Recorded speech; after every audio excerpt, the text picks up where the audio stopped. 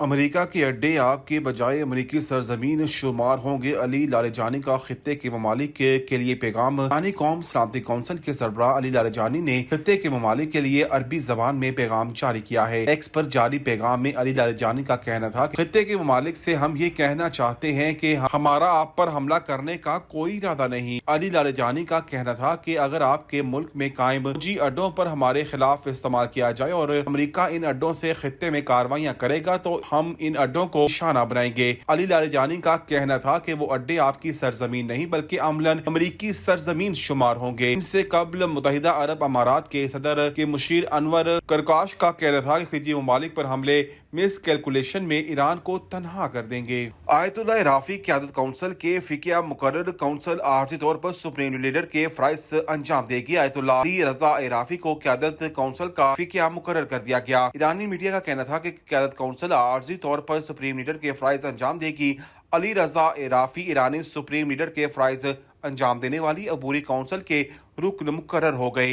ایرانی میڈیا کے مطابق مجلس سے خبرگاہ رہبری کی جانب سے نیا سپریم لیڈر منتخب کیے جانے تک کونسل رہبر کے فرائض انجام دے گی۔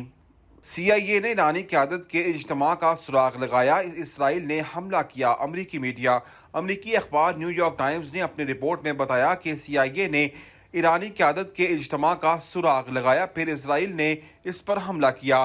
آپریشن سے واقف ذرائع کے مطابق CIA کئی ماہ سے خامنئی کی نقل و حرکت اور قیام گاہوں پر نظر رکھے ہوئے تھی اور وقت کے ساتھ اس کی معلومات زیادہ مستند ہو گئیں۔ پھر امریکی ایجنسی کو اطلاع ملی کہ ہفتہ کی صبح تہران کے وسط میں واقع ایک کمپاؤنڈ میں اعلیٰ ایرانی حکام کا اہم اجلاس ہونے والا ہے اور سب سے اہم بات یہ ہے کہ سپریم لیڈر بھی اس میں شریک ہوں گے۔ نیو یارک ٹائمز کے مطابق اس نئی خفیہ اطلاع کے بعد امریکہ اور اسرائیل نے اپنے مجوزہ حملے کے وقت میں رد و بدل کرنے کا فیصلہ کیا تاکہ اس واقعے سے فائدہ اٹھایا جا سکے۔ اس اطلاع نے دونوں ممالک کو ایک اور اہم ابتدائی کامیابی حاصل کرنے کا موقع فراہم کیا۔ امریکی اخبار کا کہنا ہے کہ خامنئی کی غیر معمولی تیزی سے ہلاکت اس بات کی عکاسی تھی کہ حملے سے قبل امریکہ اور اسرائیل کے درمیان قریبی ہم آہنگی اور انٹیلیجنس شیئرنگ موجود تھی۔